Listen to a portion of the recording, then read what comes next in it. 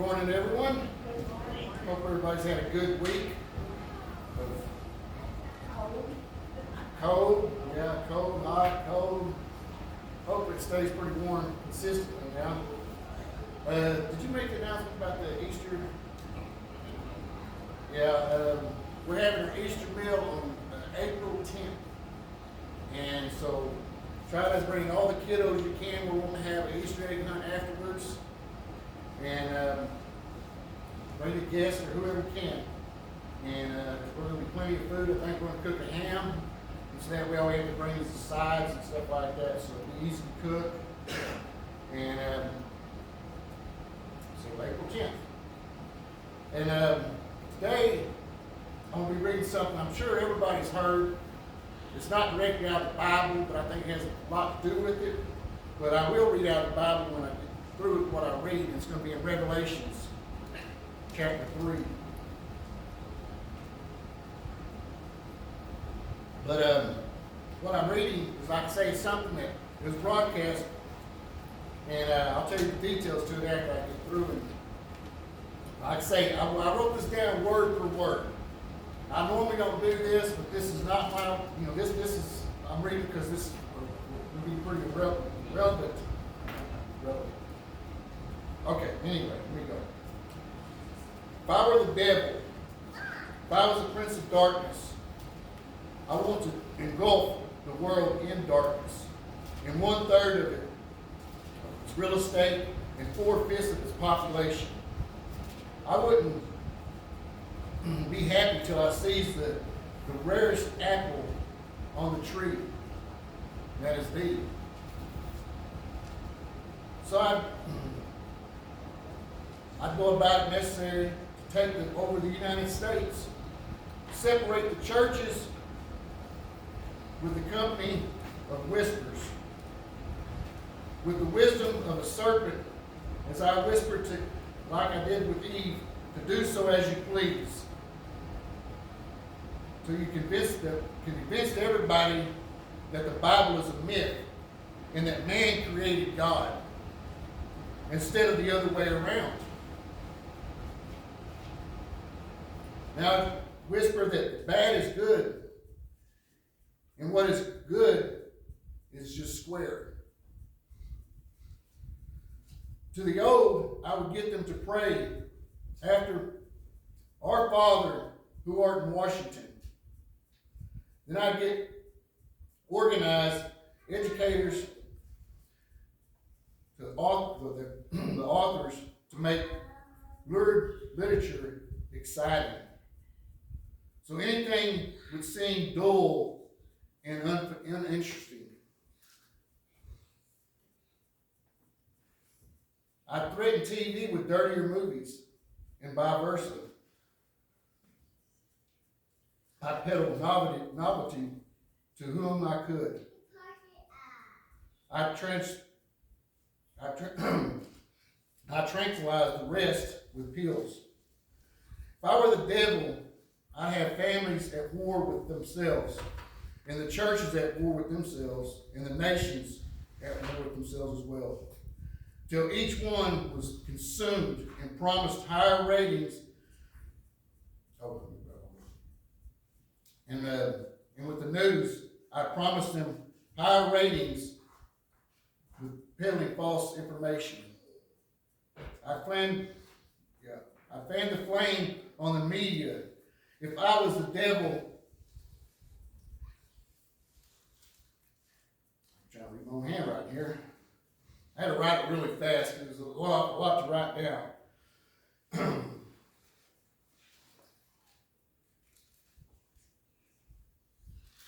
Oh, yeah. I'd get to recruit.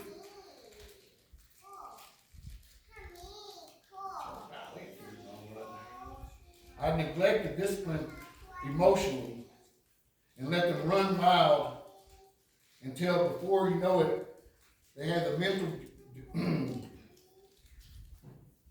mentality to be on drugs. And then in schools, you would have metal detectors and drug sniffing dogs at every school. I'd have the prisons overflowing. I'd have judge promoting porn.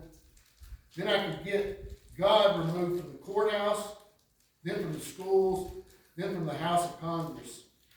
In churches, I'd substitute God for psychology and science. I'd have priests and pastors to misuse boys and girls and the church's money. If I were the devil, I'd make the symbol of Easter an egg and the symbol of church a bottle. If I were the devil, I'd take from those who have and give to those who want it until it killed the ambitions of doing so.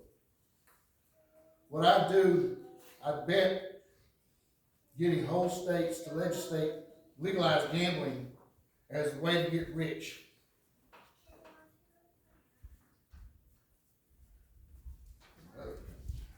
I'd cause against extreme and work hard or kill patriotism and moral behavior. I convinced that the young marriage is just old faith. Swingers is more fun, and you watch on TV. The way what you see on TV is the way it should be. I could get you to undress in public and lure you into bed with disease there's no cure for. In other words, if I were the devil, I'd keep doing what I'm doing. Okay. Now, the reason I read this to you, because this is a wise man. I say he's wise. I always like listening to him. Paul Harvey.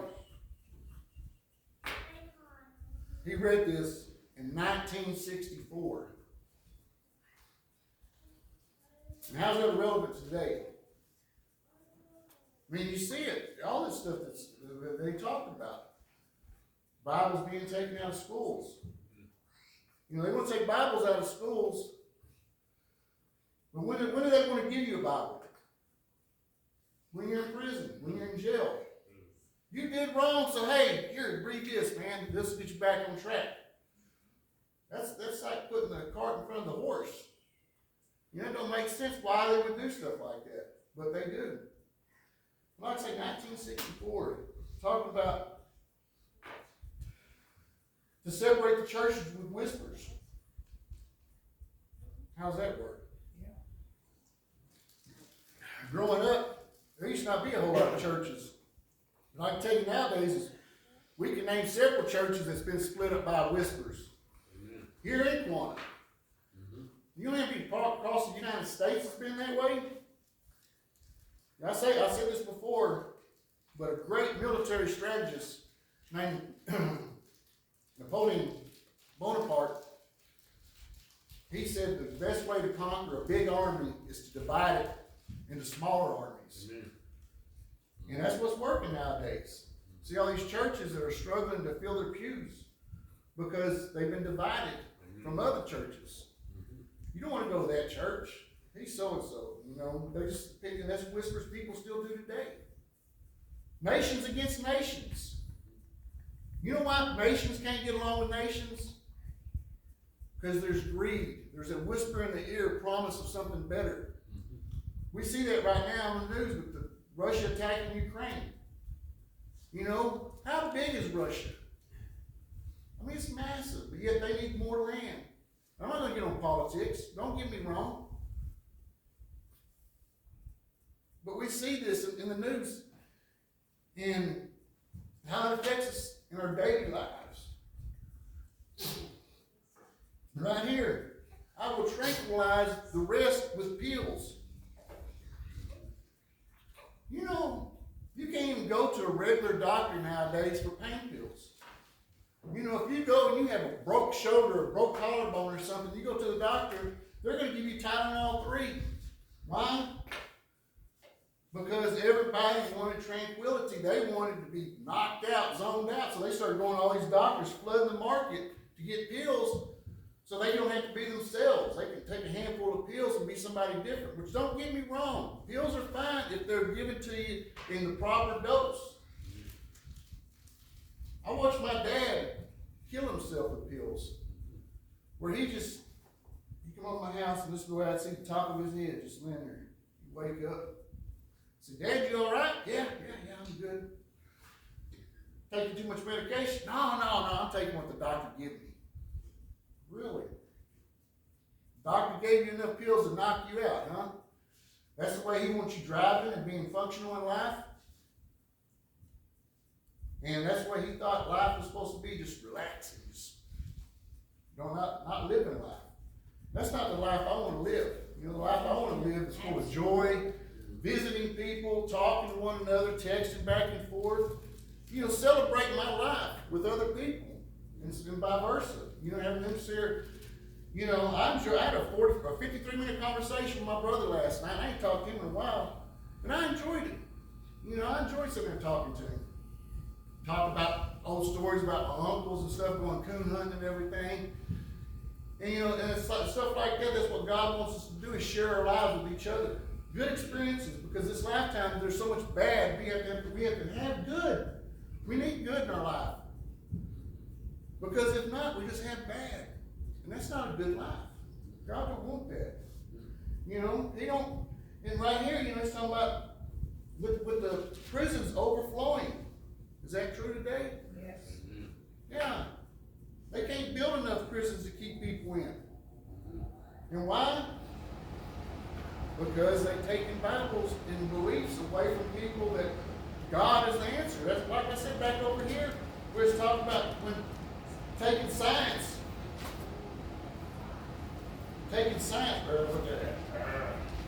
but taking God out of schools and replacing it with science and psychology. I mean, seriously, you know how smart people are nowadays? There's people that think the world's flat. I mean, there's actually a group that support the world's flat. It's like, dude, we have global images and satellite space, that's taking pictures of the Earth. In the rotation of it, it has to be round. It can't be, it's just, and that's the thing. That shows how easily people are influenced. Tell you somebody else who was easily influenced, or he had the ability to influence people. You know that was? Still here. Not was, is, exists. That was Satan. And I tell you how powerful Satan is. Satan, when he was kicked out of heaven, what did he take? Was it him? Was Satan the only one that went to hell? He took a third of the angels with him. Now, these angels knew God. They were right there with God. They worshiped God. And yet they betrayed God and went with Satan. That shows how powerful he is. He can get an angel's ear and take him away from the greatest thing in life that you will ever have is God. And how many of those that we have in our ear that's taken away from things that we want, the things that we, because the devil wants us not to be happy. He wants us miserable. He wants to break us and to make us feel worthless. And it works a lot of times. Because when you look in that mirror and you're not happy with yourself, he's winning right there. Bam, he's already won. You get that bad thought, and then it just goes throughout your life. God don't want you to feel that way. He wants you to feel positive and support and feel good about yourself. And that's the reason out of Revelations I was going to read chapter 3, verse 15 and 16.